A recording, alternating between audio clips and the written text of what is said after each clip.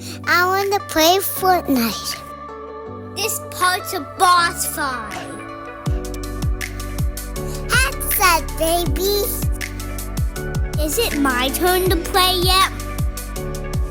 Run! Oh, we lost again. You messed it up. Go left, not right. It was an accident. It's okay, kids. Yeah, GG. Welcome back to another episode of the Gamer Parents Podcast. My name is Kevin, and I'm joined by my wonderful wife, Joanne. Hello. If you're new here, Joanne and I are a married couple, and we have 2 kids, ages 3 and 5, and we like to talk about life and gaming on the podcast. We like to say that we are parents who game and gamers who parent. Yep, that's us.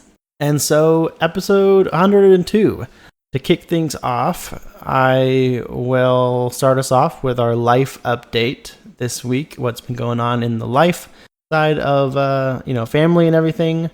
And one thing that happened this week was that we went to an event at our son's new school because he is going to be starting school next week. Like kindergarten. Right? Yeah, starting kindergarten, so at like a new school, because he's only been in preschool up until now, the event was popsicles with the principal or something like that. Yeah. But basically, like, you get to show up, a few days before school starts and have popsicle with the principal. You get to meet the principal, and, it was like on the playground area, so the kids got to play a lot. Yeah. And it was really hot that day. Mm-hmm. And we decided to walk there because we don't live too far from the school, which was also probably a bad idea. Yeah, that's our method of commute that we pick, right? Like, we are going to walk to school every day. Yeah, I mean, as long as it's not too hot, hopefully, but yeah. It's really close, but still, it's about like 10 minutes walk. It is, but anything more than a 10-second walk in Texas is a tough one. In Texas summer heat. Yeah, it's just the heat. Yeah. And of course, our 3-year-old, like halfway through, she's like, I'm done walking. Whew, it's so hot. Whew. Yeah.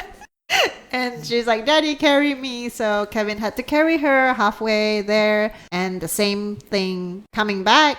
Yeah, and I'll note she was just playing on the playground and was not tired at all and was running around. Yeah, climbing. Oh, yeah. Yeah. Had tons of energy. Then all of a sudden, when it was time to stop playing, she was like, I can't walk anymore. So I don't know how that works, but that's just the way it is.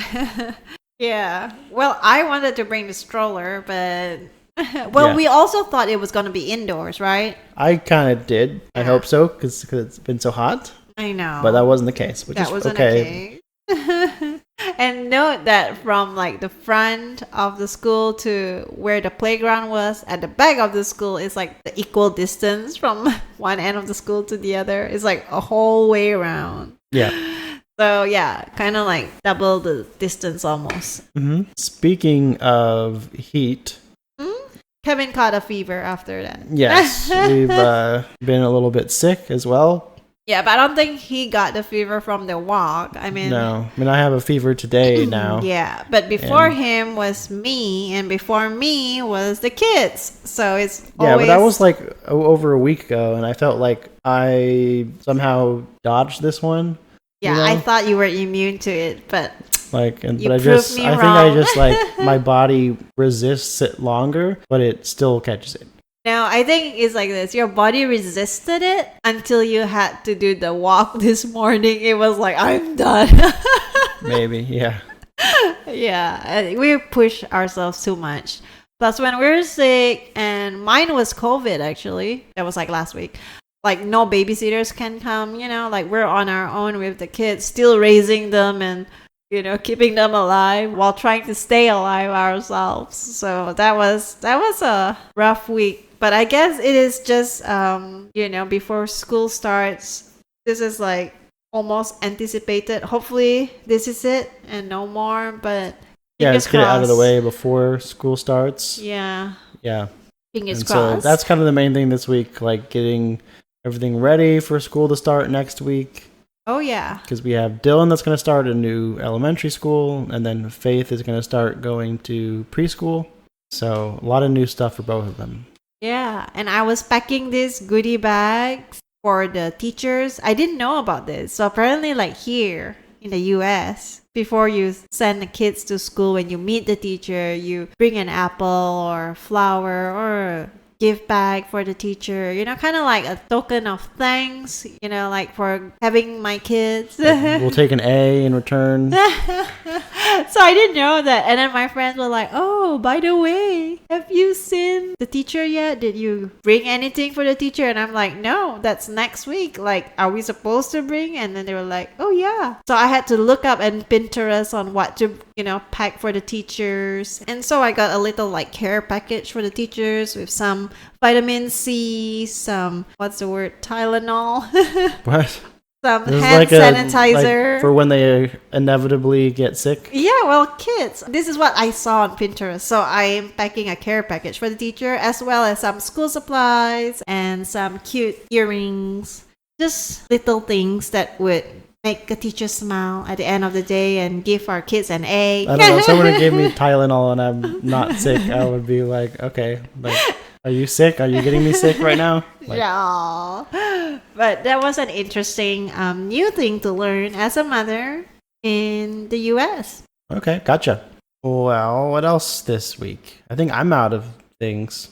Yeah, but speaking about being a mother in the US, I found this book that I find really interesting. If you know a mother, maybe it's your wife, maybe it's a friend, this book is called Remaining You While Raising Them. It's by Ellie Worthington. And I thought this book was really good because it explained to you why mothering in this modern world is so much more challenging than how it used to be.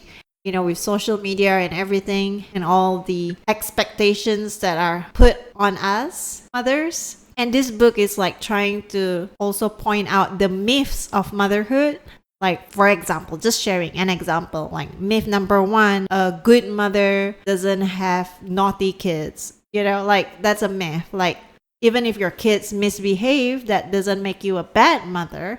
It just, it explains to you that kids are just being kids. And a lot of times we have this mom guilt that we have to sacrifice ourselves to be there for the kids, but that's not about sacrificing yourself. It's more about, yes, you prioritize them, but self-care is equally important.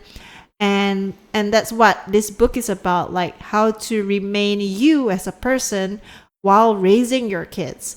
Because the main things that you want to pass down to the children is that you are still your own person, and that when they become a parent eventually, they don't have to neglect themselves, neglect their self-care, because that's like kind of like passed down, from what they see in you. If they remember you as a mother who is happy and who is present at the same time, takes care of herself, then they'll be sure to do the same for themselves when they grow up. So it's all about those little things that I find very different from when I grew up. I think it's because of the generational gap as well as what they have now technologically. So yeah, if you know a mother who likes reading, or if your wife likes to read, definitely this book is for her. Is it definitely geared more towards like moms versus like parents in general? Yeah, it's a mom book. It's The Secret Art of Confident Motherhood. Okay. So Very cool. It is really cool. And there's one quote in there. It says, "The magic of motherhood is in who you are and not just what you do." So yeah, for me, I love gaming. And I used to think like if I show my kids too much that we love gaming, would it be a bad impact on them and everything? But to put in perspective, they can see the passion we have for gaming or even in podcasting, and yet still raise them, all that juggling between regular responsibilities at work, at home, and then your passion. It kind of helps them to learn how to do that too in the future, hopefully. Yeah. Okay. So that's all, I guess, because the sickness obviously overtook us through life this week. Other than that, there wasn't a whole lot going on this week. But we do have to say next week we will be taking a break from streaming because, it's the first week of school. So, yeah. So on to gaming. Yes, what we've been playing this week. So I have been playing a little bit more Horizon Forbidden West, and I've progressed more in the game. I definitely feel like I'm still towards the beginning because I haven't had too much time with it yet. So do you already figure out what Zero Dawn was? No, I don't know. And that's kind of where I'm getting at with this. So I feel like most games, like if you jump in, like when you play the second one, or not the first one in the series, even for people who have played the first game, I feel like there's usually like some kind of like recap from what had happened prior, like up to that point, right? Just to remind people like, hey, you probably played this game years ago, but here's what had happened and how things ended, right? Yeah. And most movies or shows do that, right? Yeah. Even some games I think kind of do that, or at least like kind of ease you into the new stuff. And I just felt like in this game, since I didn't play Zero Dawn, like I just keep running into characters and that I apparently have like a history with, right? That like them from the first game. Like so far, everyone has been like that. Like there's everyone that you run into because apparently I think Alloy is her name, and she's like the hero or savior or whatever, right? And like everyone knows her, and I'm like I don't know any of these people. Like I don't know how.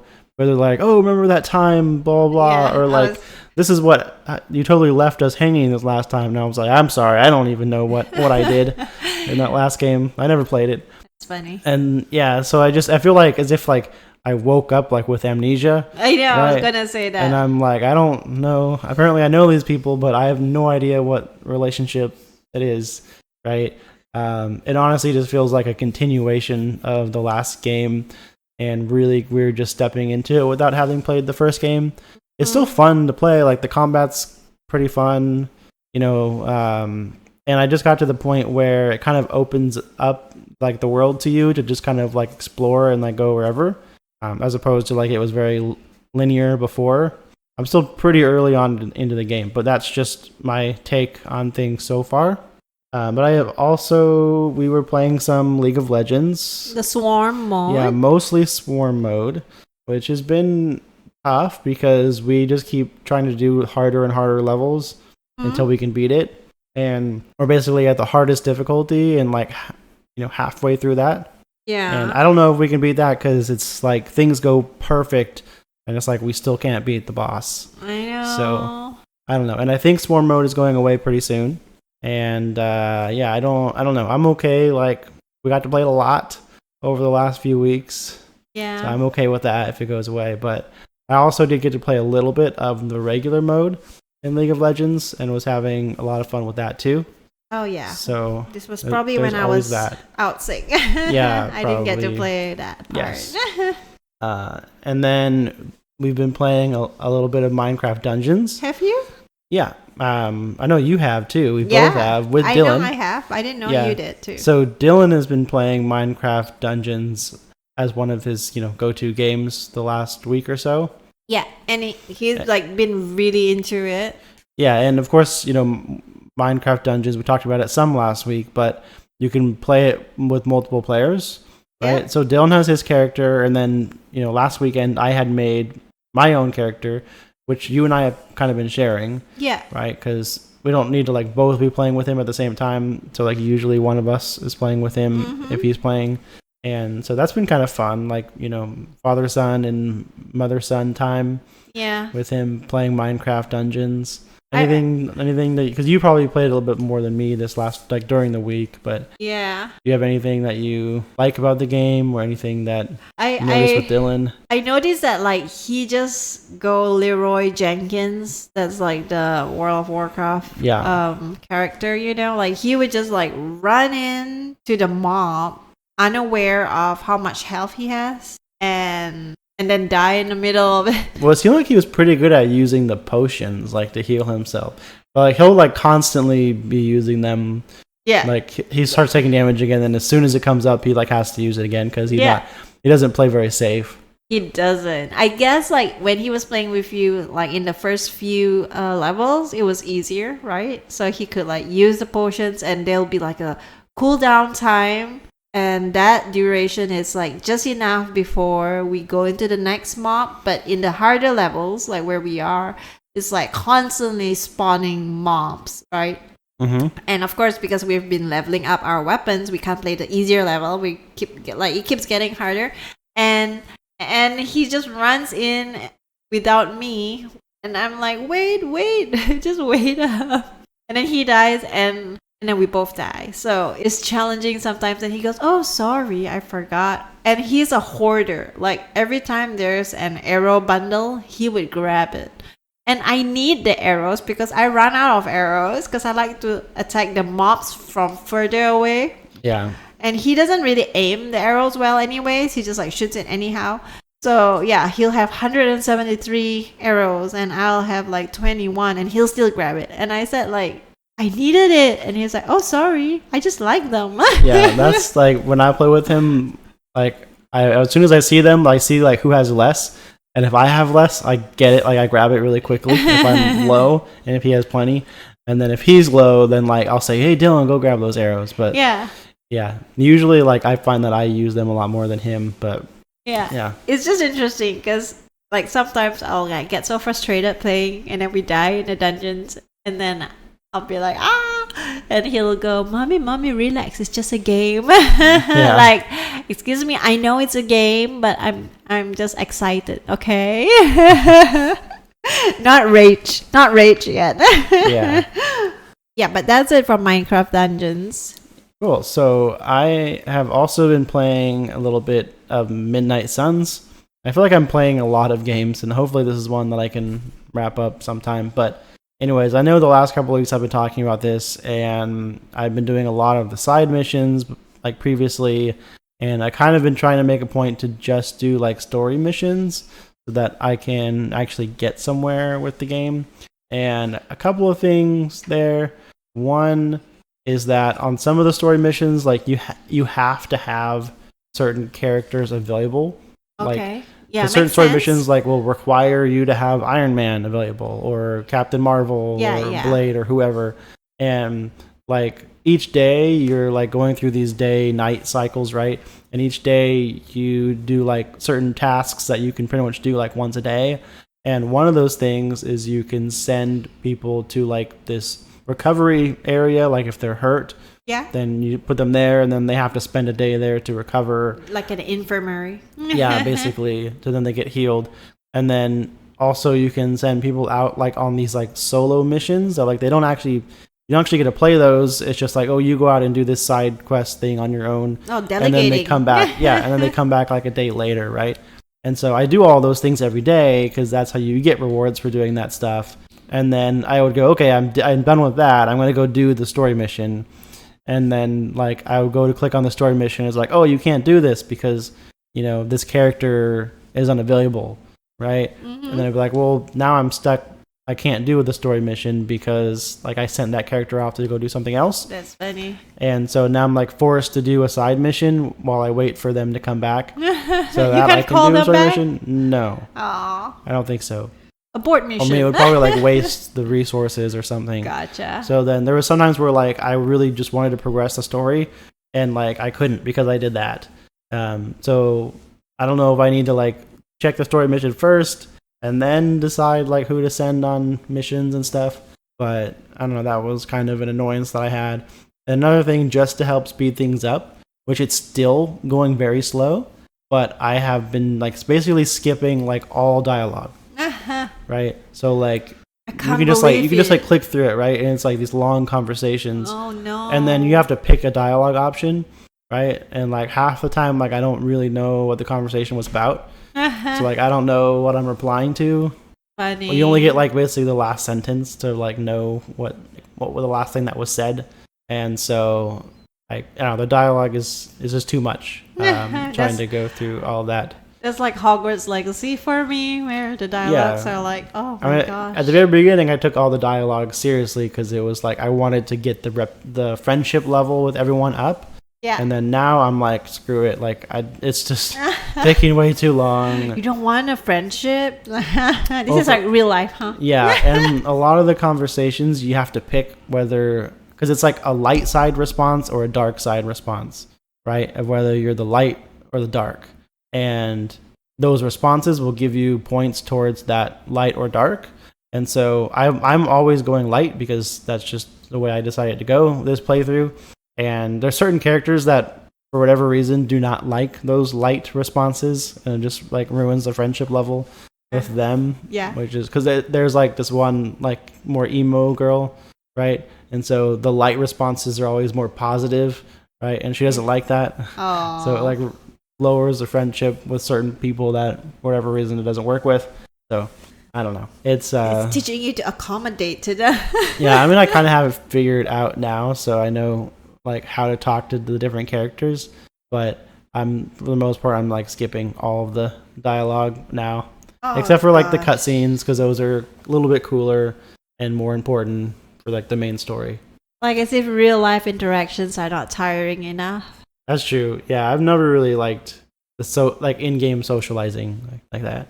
But anyways, that's where I'm at with Midnight Suns. I feel like I haven't really progressed a lot since last week, even though I wanted to.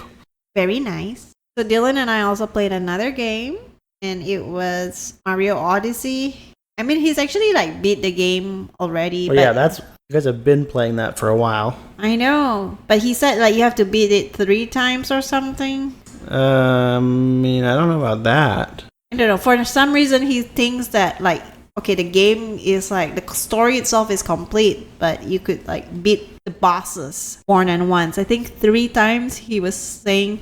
So yeah, we've been like aimlessly walking around in Mario Odyssey, trying to find moons and beating bosses repeatedly. And I don't know why he likes it, but he likes to go to the music part of Mario Odyssey. And then he'll play like different soundtracks. He'll go through them, and he likes the like super what's the word for him? Like it's like very the super energetic kind of music. It's like the ones like that boss fight music. Boss fight music, yeah. And it's like just us walking aimlessly with the boss fight music. It makes my heart race, and I'm like, why do you like this music?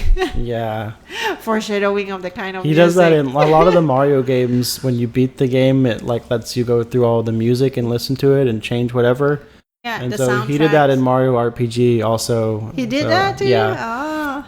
Yeah, so he actually doesn't have any objectives to play Mario Odyssey, so we probably will interview him sometime just to see his train of thought on what he's up to right now. Yeah, I think you normally beat the game around like 150 moons or something like that. And then at 200 moons, you unlock like this special level where you get to fight all the bosses again. And so he did that, and you have to beat all those bosses like all together. Like one after another. And you normally can't heal, but I had turned on something called assist mode that Mario Odyssey has, which basically gives you an extra 3 health. So he has 6 health instead of 3. That's why he has 6 health. Yep. I didn't know and that. if you get the heart power up, it can technically give you up to 9 health. I saw that. Which is normally impossible, I think. Okay. In normal mode. And also, like, if you stand still, it heals you. Like, I think that's how it works. Yeah, I noticed Like, that so too. basically, like, when you're not fighting anything, you can just like stand still and it'll heal you. Huh. And so he does that after each fight. So he technically gets a full heal. So it's not nearly as tough as it is on normal mode, but it allowed him to beat that part of the game when he probably wouldn't have otherwise. So it was good. Yeah. It worked out. And so now I think he's literally just collecting moons. I'll let him explain the more of the end game stuff because he has it all figured out. I know he was like trying to get to the dark side of the moon or something, and there's a dark side of the moon which he's been to and beaten, and then there's the darker side. Oh, there's a darker of the one. moon. Oh, yeah. Okay, wow. Which I don't know how there's 2 dark sides of the moon, but yeah, those are 2 different things, and I'll let him explain that on a different episode. Okay, I'm interested to know because he keeps like babbling on about it and telling me, "Oh, you can't do this. You got to do it for me." And I'm like, I have no idea what you want me to do. Yeah, he watched the walkthrough. He knows. Oh, it's because of the walkthrough. Yeah. Okay. The true gamer boy. And apart from that, I also did play a bit more Freshly Frosted, which I talked about last week. Last week I only did like the second donut box, and I'm now in the fourth donut box. I'm so proud of myself. There's 12 donut boxes altogether, and it keeps getting harder. I've been using the hints, and they only do 2 hints per level. Do the hints like show you the answer, or no? It just showed me like part of it, and I have to figure out the rest of the trail, and it's really hard. Oh. Especially when you're sick, you can't think much. But yeah, puzzle games you need your brain to work well. Mm-hmm. But it really was fun. It does give me the donut craving, which I think I did get to eat a donut last week. I think you did. I think I did. I think I did. Yeah. And last but not least, I tried this new game called Rolling Hills Make Sushi, Make Friends. Can you guess what I'm craving for now? Those are all these food games from you. I know, but the sushi though, it's so cute. So basically you're a robot. I forgot how it started. Like the introduction was you came to this town called Rolling Hills, and they said, oh, we don't get much visitors in this town. Maybe you will help us get more tourists in if you open a sushi store. So I opened a sushi store. I know. To have sushi. Yeah, everybody travels around the world to get to this town to try sushi, and then it starts simple. I have a shop and I have a machine that produces the sushi for me, but I need to buy the ingredients. So there's a market nearby, and then I need to increase the furniture in my store to get more popularity. So I have a workshop like that I have to go to buy furniture. And there's also a quest that says you need to socialize more because, you know, you're a robot. And you need to make friends. That's why it's called Make Sushi, Make Friends. So there's a cafe nearby that I go to every day to go talk to people to increase more people to come to the store. And I'm on level 10 now, I think. And now they just have installed Wi-Fi in that town or something. Is it Wi-Fi in that town? Yeah, like a 5G antenna, something like that. Okay. So now there's an influencer in my town. And I'm supposed to like increase my friendship with the influencer. I have to invite them for coffee and stuff like that. So yeah, it's also socializing while making sushi. And the sushi time where you know, like customers would come in and then it'll be like, what's that Diner Dash thing, that game, remember? Like you serve customers and sometimes they have like a patience limit, a time limit. That one? Yeah, I guess it's like Overcooked where you prepare the food and then serve the customers, but this one you don't have to make the food from scratch. You just like get it off the conveyor belt and like serve the customers. But it's been fun. The kids like to see it and they want to try playing. Dylan tried to control the robot today with the arrow keys. Yeah, that's the frustrating part I think about the game, is that we don't use our mouse. We only use the arrows and enter and some letters to control, shift to dash around, and C to clean up. Oh yeah, we have to clean up as well after the customers. So it's a bit complicated to explain to Dylan because he's never like used the keyboard in that sense. So I'm like, press the enter, and he's like, which one's the enter? There's so many keys on a keyboard. I know. Yeah, press shift. So and why aren't the letters in the alphabetical order? Exactly. There's some things that probably don't make any sense to him. Yeah, except the arrows. So I let him do the arrows. But yeah, that's the new game that I tried. I've only played it for like a couple days, or maybe more, maybe 3 days. I don't know. Since I wasn't sick, I tried it, and I'm already level 10. But it's very addicting because it's like Overcooked / Diner Dash. Very cool. Yeah, but that's it for the computer and console games. Do you have any mobile game updates? Yeah, for me, I have obviously been playing Marvel Snap. Oh, Snap. And last week I talked about an event they had going on called Deadpool's Diner. Oh yeah, the bubs. Where you collect the bubs and you would, bet with them basically and try to collect more. And how's your luck going? So it overall turned out pretty good. But Ooh. the main prize that I wanted out of that was the newest card. Who I think the name is Cassandra Nova or something like that. And I think it was like the second or third to last like reward. That was kind of like the one that I was eyeing the most. And like basically the best thing you can get in Marvel Snap is a card, right? Yeah. And that was like the latest card that came out, I think, with that event. Gotcha. Otherwise, you can get like variants, which are like skins or like credits, which let you upgrade the appearance of cards. But like cards themselves are like the main thing that you want in the game. And she took 15 million bubs. Like if you collect that many, then you would unlock her. Ooh. And so you got 15 million bucks? 15 million. Yep. Yeah. But remember, like I didn't really understand how it worked until like the last few days, probably. Ooh. And then I was like playing that exclusively and like just trying to get up to that point to unlock that card. And I think it was one evening, like we were gaming or something. And then like it was like time to go to sleep. And I remembered that the event ends that next afternoon, right? And it was a work day. So I was like, oh, like I'm trying to get that over that last little hill, right, to unlock that new card before then. So like I laid in bed and I played a few matches trying to get there. And I got 3 matches in a row where immediately the person that I went up against uses the emote like hello, and then I'm losing. Like that's what they're saying, right? Because you have limited choices of what emotes or whatever. Why would they say that? Were they losing really? So what they were doing, and then they would snap like right away, and I was like, oh, that's kind of like weird. The first time I saw it, I was like, that's odd. Like, why do they say hello? I'm losing right off the bat, and then snap? Yeah. So I just play the game normally. Like I play my cards and stuff, trying to win, and they don't play any cards the whole time. So like they're snapping, so it doubles the points, and obviously I snap later because they're not playing anything. And so basically I win tons of bubs from that. But why are they doing that? Do you know why? I think they probably got their reward and they're just losing on purpose to help other people. Oh, that's sweet. I was going to say, let's go to Vegas since you seem to be so lucky, but now I know that these people are losing on purpose. And then I went into the next match after I won that one, and the exact same thing happened. Where they said like, hello, I'm losing, and then like didn't play anything, and I won that match, obviously. And then a third time in a row, the exact same thing happened.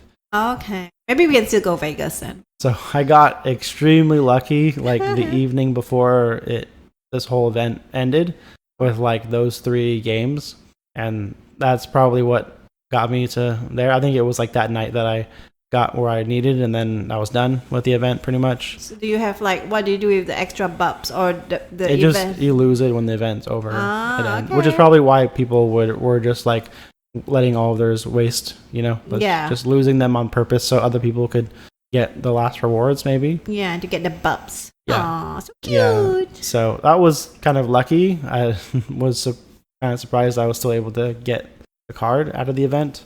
And then, so that event ended, and they have a new thing called leagues. And I don't know if this is like a permanent thing they're doing, but like everyone gets put in a league of like 30 people. And whenever you play matches, you gain like points or you lose points depending on whether you win or lose the match. But you always win more points than you would lose. So like if you win and lose the same amount, you'll kind of gain points. So you're benefited by just playing more. And you get rewards at the end of the week based on how you place in your league. So cool. Is the league like your alliance, or it's a separate thing? No, it's separate. It just seems to be just a random group of people. From different alliances. Yeah. Oh. Yeah. So in my league of 30 people, I am right now in second place. Ooh. And you get like rewards based on how you place. And so like the top 3 people get like a new emote to use, which is kind of cool. I want to get like in the top 3 so I can get that new emote. And then you also get like a variant and some like cool borders. So right now I'm in second place out of 30 people. So that's kind of cool. Job. And that ends, I think it ends tomorrow from what I saw. So hopefully I can hold on to second place. Hopefully. Yeah. But I think that is it for gaming for this week's update. Shall we jump into new game releases for this week? Yeah. Okay, so the new games that came out this week, we have Creatures of Ava on PC, Xbox Series X. We have Cat Quest 3 on PC, PS4, PS5, Switch, Xbox One, and Xbox Series X. SteamWorld Heist 2 on PC, PS4, PS5, Switch, Xbox One, and Xbox Series X. The Crush House on PC, and Stormgate on PC in early access. So any of those games stick out to you? Not really. So Stormgate is one that I've had my eye on for a little bit because I believe that's the game that there were some Blizzard developers that had like worked on StarCraft that left Blizzard to work on this new game called Stormgate. So I think it's like an RTS game, real-time strategy, kind of like StarCraft from what it looks like, but it looks pretty good. Okay. I mean, it was made by a lot of the same developers and might do well. I just don't know how successful like RTS games are nowadays, but as far as those go, it seems pretty good. Okay. What about Game Pass games? All right, new on Game Pass this week is Creatures of Eva on Xbox Series X and S, PC and Cloud, which is a day one release, and Crash Bandicoot and Sane Trilogy on console, PC, and Cloud, which I have actually already downloaded. Ooh, very nice. Into the library. I really want to try it, since it's on Game Pass. And Doom 2 on console, PC, and Cloud, and Mafia Definitive Edition on console, PC, and Cloud. Okay, cool. So you'll have to let us know how Crash Bandicoot is. Yeah, but remember, I'm not gaming this week when the kids start school. Yeah, right. We'll find out the week after. Okay. Well, let's run through where people can find us. You can follow the Twitch channel over on twitch.tv/gamerparentspod. Although the day this episode comes out, we will not be streaming. Yep. But we will be should be streaming every Tuesday after that at around 9:30 p.m. Central Standard Time. Yep. Or you could also check out the YouTube channel named Gamer Parents Podcast, where we post every episode in audio format. Yep. Or you could find us on Instagram at gamer_parents_podcast. Or over on X at x.com/gamerparentspod. But the best place to find us is on our Discord server. Which the link for that is in the episode description. And that's where we talk about life and games all throughout the week. And share pictures and clips, everything on anything under gaming and parenting. But that is it for episode 102. We will catch you in the next one. Bye.